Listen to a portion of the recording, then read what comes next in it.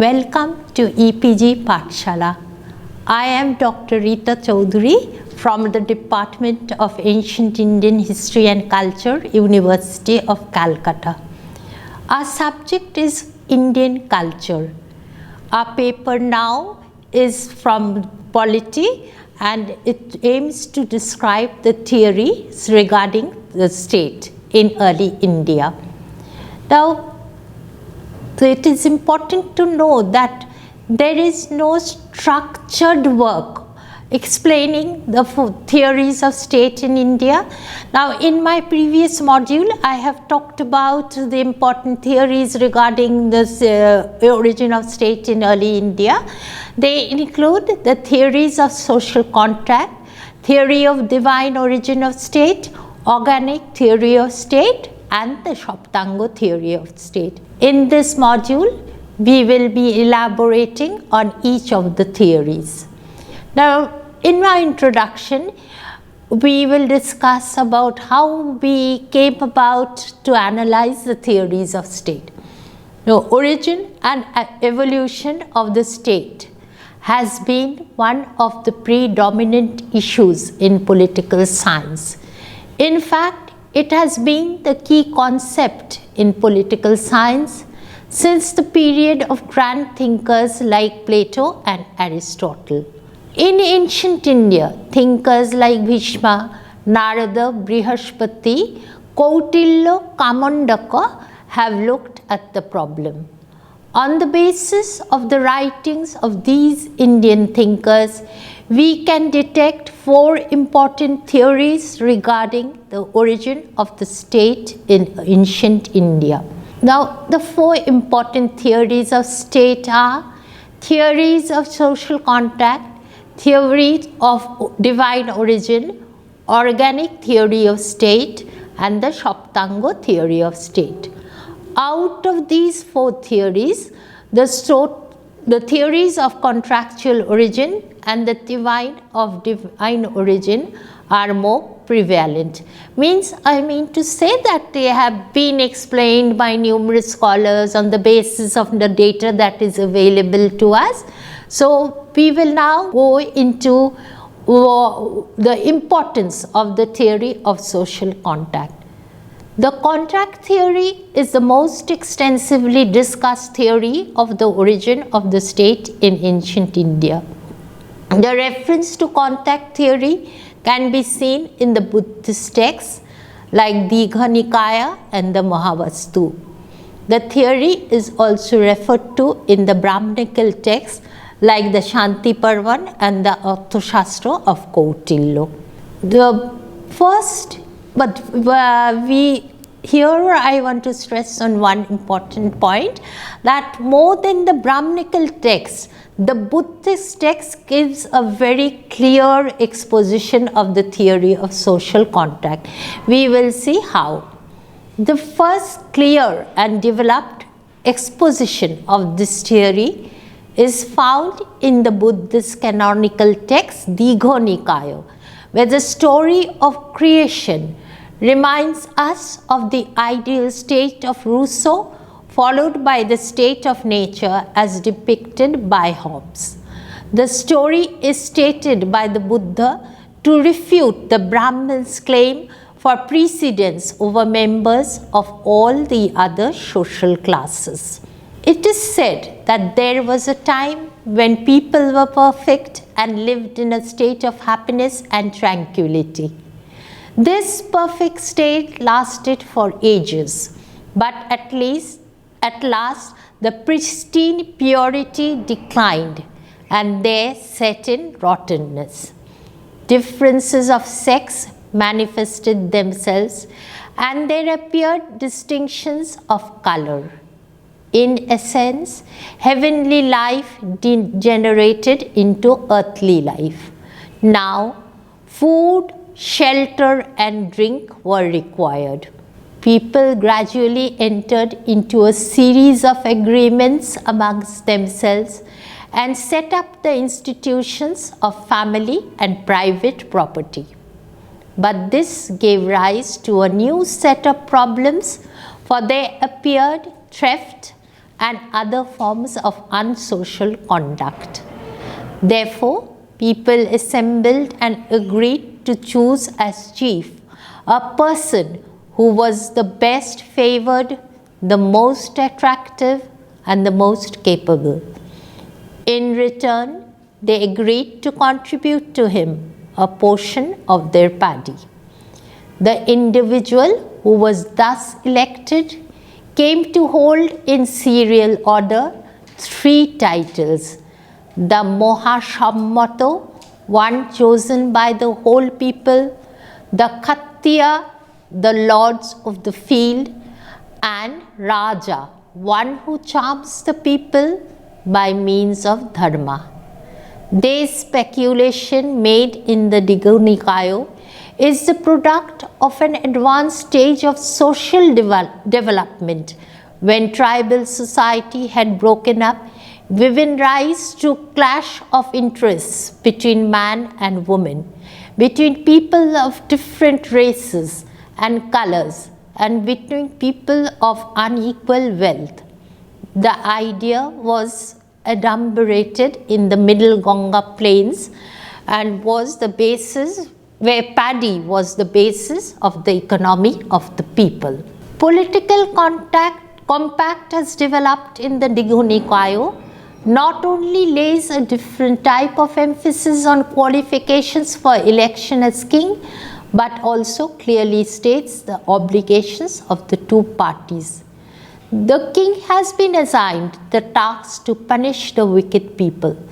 The only definite form of punishment is the banishment of the guilty. Thus, on the whole, the obligation of the head of the state is negative. He steps in only when people break the established laws. The Khattiya, which means the lord of the field, suggests that the primary duty of the king is to protect the plots of one against being encroached upon by the other. Interpretation of the title Raja imposes on the king the positive obligation of charming or pleasing the people. In contrast to the several obligations of the king, the people are assigned only one duty, namely to pay a part of their paddy as contribution to the king. According to the law book of Bodhayan, the king should protect the people in return for 1/6 of the produce. Originally, the agreement takes place between the single Kshatriya on the one hand and people on the other. But at a later stage, it extended to the Kshatriyas as a class. Towards the end of the story of creation in the Digha Nikaya, it is stated that thus took place the origin of the social circles of the nobles, Kshatriya Mandala. The earliest Brahmanical exposition of the contract theory of the origin of state in clear terms occurs in the Arthashastra of Kautilya. Just like in the Digha Nikaya, the theory is propounded incidentally in connection with the refutation of the Brahman's claim of social supremacy. In the Arthashastra, the theory is expounded casually in the course of a talk amongst the spies about the nature of royal power, and into the terms of contract it introduces certain new elements which are absent in the Digha Nikaya. The Arthashastra states that overtaken by a state of anarchy, the people elected Monu Boivashvata as their king and undertook to pay 1/6 of their grain and 1/10 of their article of merchandise in addition to a portion of their gold. In return for these taxes, the king guaranteed social welfare to the people by undertaking to suppress acts of mischief, afflicting the guilty with taxes and coercion. Even the inhabitants of the forest were required to give him 1/6 of the forest produce. This account of the origin of state closes with the morale that the king should not be disregarded. The Kautilyan speculation is in keeping with an advanced economy. When different kinds of grain were produced so that the king laid claim not only to an unspecified part of paddy, but also to a fixed part of all kinds of grains produced. Similarly, trade had been established as a regular source of income to the state, for both Megasthenes and Kautilya refer to officers regulating trade in this period. Besides, mining was a thriving industry in the Mauryan age. Finally, the fact that even the inhabitants of the forest are not exempted from taxes is an indication of the comprehensive character of the Kautilyan state. Thus taken as a whole, the first three taxes, namely those in grain, commodities and metals, reflect the developed economy of the Mauryan period. All the four taxes mentioned in the terms of contract made between the mythical Monu and the people betrayed to some extent the elaborate taxation system and the increasingly acquisitive character of the Mauryan state. The contractual origin of the kingship in the Arthashastra is not intended to impose limitations on royal power. On the contrary, the obligations put upon the people are burdensome and are designed to strengthen royal authority.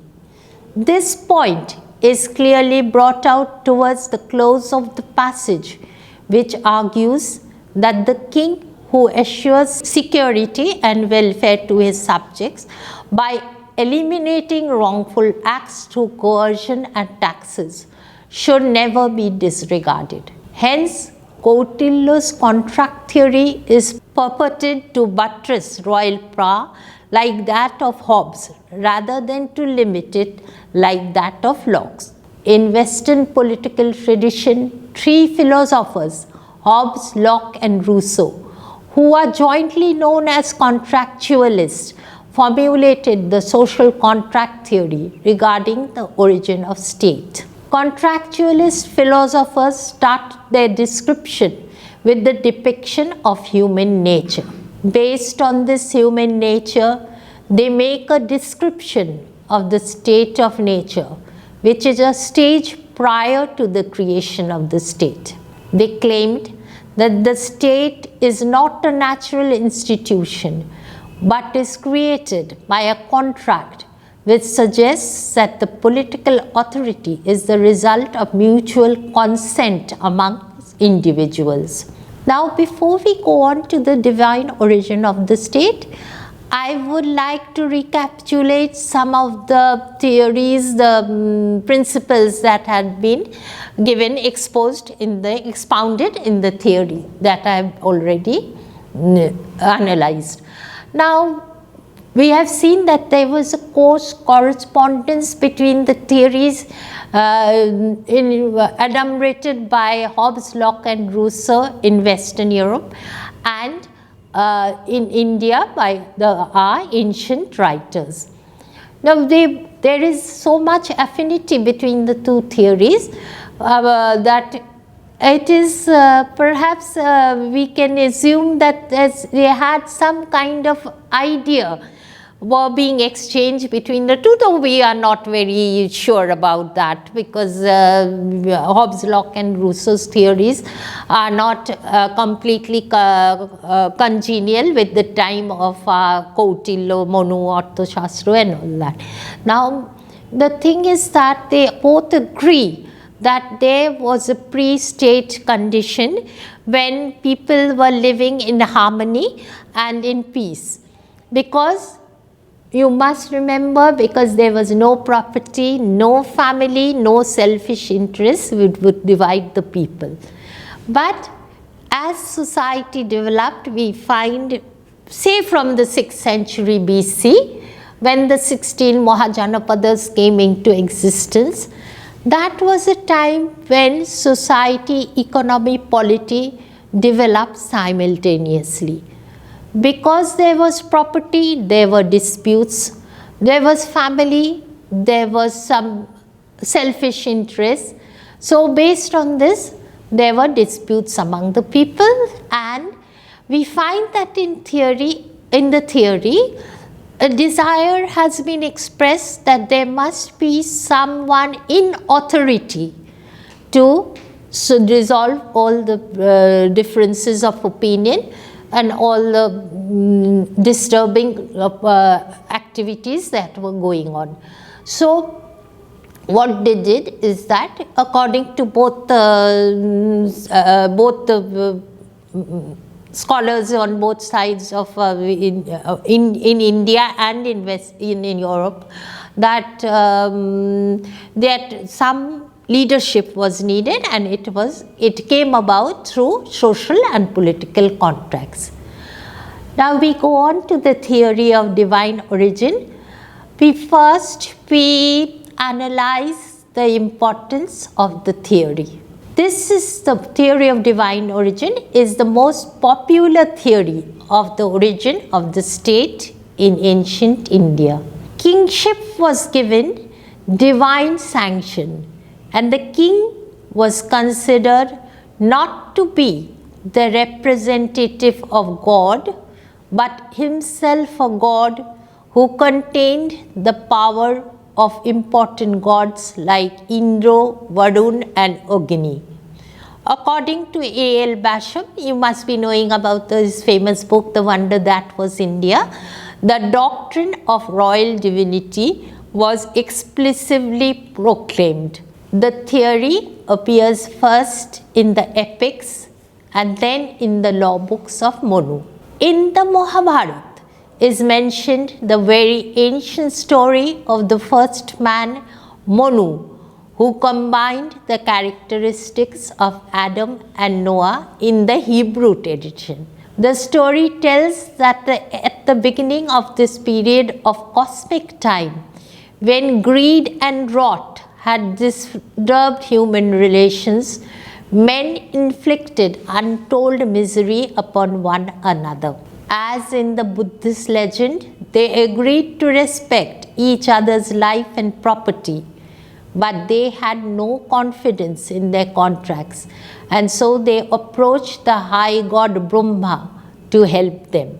Lord Brahma nominated Manu, here thought of not as a man but as a god, to be their first king. Variants of this story occur in other parts of the Mahabharata and elsewhere, some making the first king Virajas, the son of the god Vishnu. Again, the Manusmriti declares in dignified language, I quote, "When the world was without a king and dispersed in fear in all directions, the Lord created a king for protection of all. He made him of eternal particles of Indra and the wind, Jamo, the sun and fire, Varuna, the moon, and the Lord of wealth." The royal consecration, the Rajashua, which in its full form comprised a series of sacrifices lasting for over a year, imbibed the king with divine power.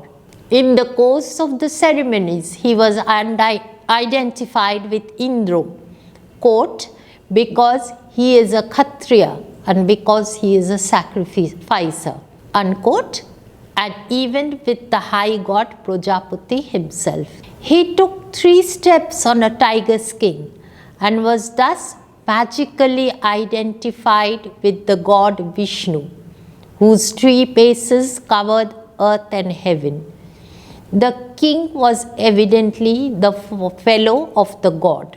The magical power which pervaded the king at his consecration was restored and strengthened in the course of his reign by further rites. Such ceremonial rejuvenations, such as the Vajapaya, and the horse sacrifice, the Ashwamedo, not only ministered to his ambition and arrogance, but also ensured the prosperity and fertility of the kingdom. The Brahmanic rituals such as the horse sacrifice fell into desuetude under the Mauryas, but was revived by the Shungas and was performed by many later kings, both in North and South India. After the period of the Guptas, these sacrifices became rare. However, the last we have been able to trace took place in the Chola Empire in the 11th century. But the tradition of royal divinity continued, and kings referred to their divine status in their titles and panegyrics, and they were regularly addressed by their courtiers as they were or god. The Chola kings and some others were even worshipped as gods in their temples. In thought, if not in practice, it was the divine theory of kingship which carried most weight with succeeding generations. The author of the Arthashastra had no illusions about the king's human nature and seems to have had little time for mysticism, but he recognized that legends about the origin of kingship had propaganda value. In the Arthashastra, he states that the king should be told that the king fulfills the functions of God Indra, the king of gods, and Yama, the god of death, upon earth. All who slight him will be punished, not only by the secular arm, but also by heaven. Ashoka and other Mauryan kings took the title beloved of the gods. They were Nampiya, and though they seem not to have claimed holy divine status, they were no doubt looked upon as superior divine human beings. Now, regarding the divinity theory, we find that it had a longevity, because kings in ancient India found it suitable to describe themselves as either as representatives of gods or as the son of a god or the god himself, because that helped to legitimize their power and also to be popular with the people, because essentially the society and the state in ancient India was religious in nature. So people believed in the divinity of the king more than other secular expositions that were made during this period. Well, and in recent times you must be knowing that in Orissa the king is known as the god's very first servitor, means that he was the first servant of God who was to serve the king. And what he did was, he offered the state to Lord Jagannath, and he made it be known that he announced it publicly that he was the ruling as the representative of the gods. So, and any kind of treason against him was treason against Lord Jagannath. So you must be knowing, you must be understanding, this theory of divine right of kings was very useful to the kings in ancient India as well. We find that there are some instances in our present state, in different parts of our regions. Now we go on to the next theory, the organic theory of the state. This is the oldest theory of the origin of the state in India and has been mentioned in the Atharva Ved. According to this theory, the state is the result of evolutionary progress and the interdependence among its various constituent organs. The 10th hymn of the 8th chapter of the Atharva Ved gives a picture of the organic origin of the state. On the basis of Atharva Ved, several stages of this evolution of state can be traced. The hymns of the Atharva Ved state that the earliest phase of human life was the stage of boirajyo or stateless state. It was a state of complete anarchy. But subsequently, with the emergence of agriculture, stable life became possible. To fulfill the needs of agricultural society, the family emerged and the head of the state became the first wielder of authority. Further, the need of cooperation in the different realms of society led to the emergence of Sabha and Shomiti. Sabha was the organization of elderly people and Shomiti was the general assembly of common people. With the emergence of Sabha and Shomiti, organized political life began, which finally culminated in the emergence of the state. The chief functions of the king also throw light on the purpose for which his office was created. One of the main duties of the king was the protection of private property by punishing the thief, and that of family by punishing the adulterators. So great was the responsibility for protecting property that it was incumbent on the king to restore to a subject the stolen wealth at any cost. The preservation of the Borno caste system was another great responsibility of the king. Generally, the maintenance of the caste system was considered an indispensable element of dharma. According to Kamundako, if dharma is violated by the members of the state, there is bound to be proloy or dissolution of the whole social order. The dominant ideal that moved the king in ancient India was the attainment of dharma, artha and kam. If artha is taken in the sense of enjoyment of property, then kama can be taken in the sense of enjoyment of family life and dharma in the sense of maintenance of the legal system. It would be clear that in the Trivarga ideal also, principles of property, family and caste dominated. Now before we go on to the Saptanga theory of state, what we were trying to elaborate in the organic theory of the state is that the state indispensably consists of a number of constituent elements, and it is stressed herein that between the amongst the different elements, interdependence was of great importance. So when we go on to the Saptanga theory of state, we find an enumeration of what the Saptanga or the 7 limbs of the state consisted of. We go on then to the Saptanga theory of state. Brahmanical law books, Dharma Shastras, have delved into various aspects of a kingdom which was considered as an ideal polity in these treatises. A state, Rajyo, according to the Dharma Shastra of Manu and the Shanti Parva of Mahabharata, consisted of 7 limbs, Saptanga. The Kautilya Arthashastra too have enlisted 7 elements or prakritis.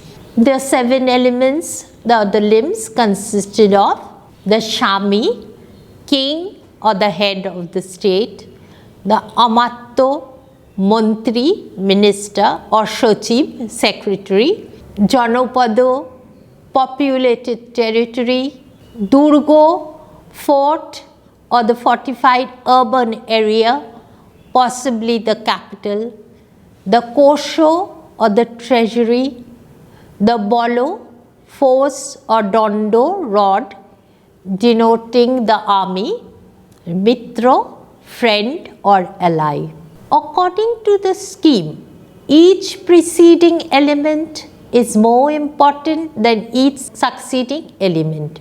The Shami is the foremost element, followed by the Omatto, and the Mitro, being the of least importance, is placed at the end.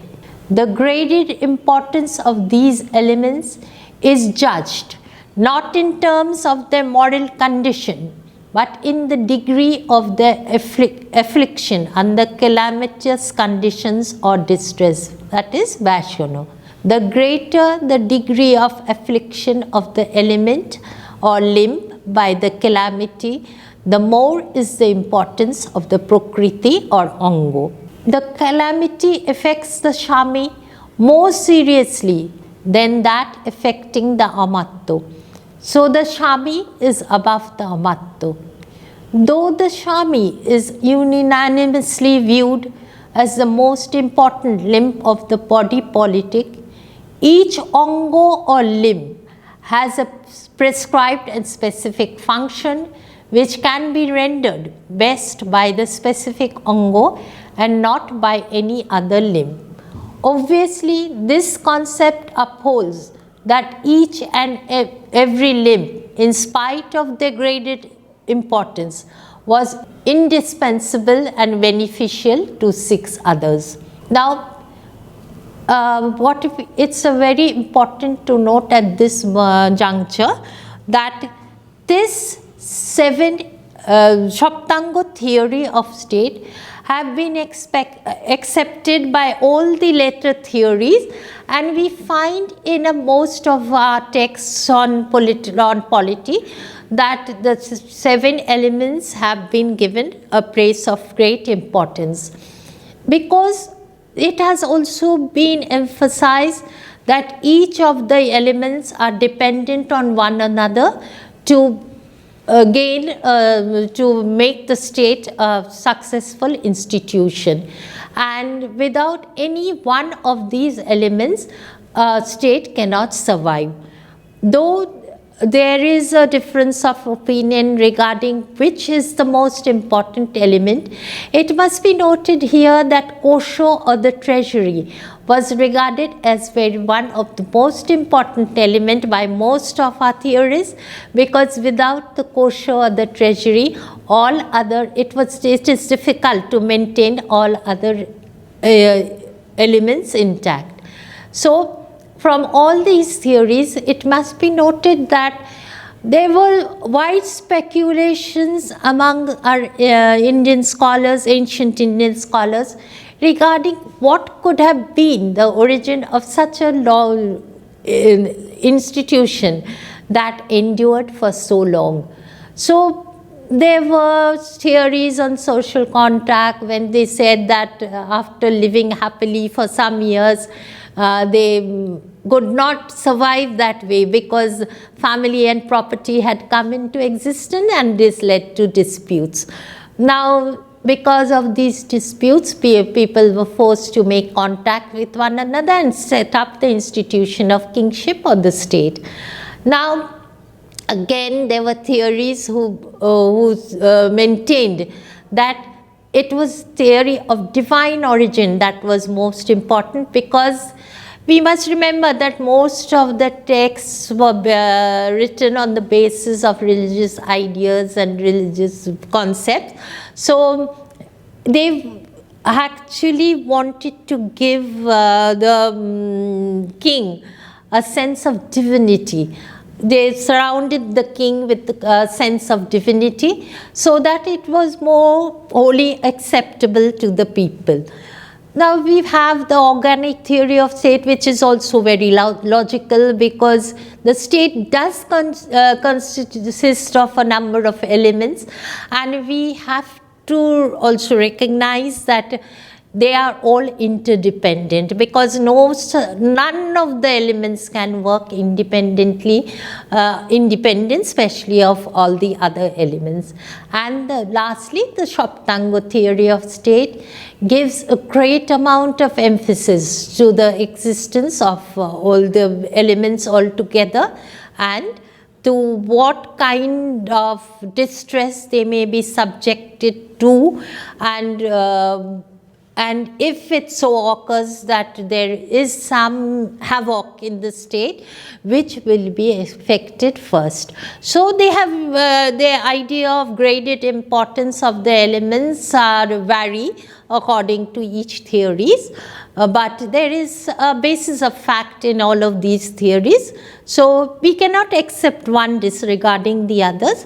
So I think it is better to analyze the theories and to realize that there is a certain amount of truth in each of the theories that we have mentioned. I hope I have been able to clear the doubts in your mind and to analyze all the questions that you might need answers for. For any more information that you need, please visit EPG Pathshala. Thank you.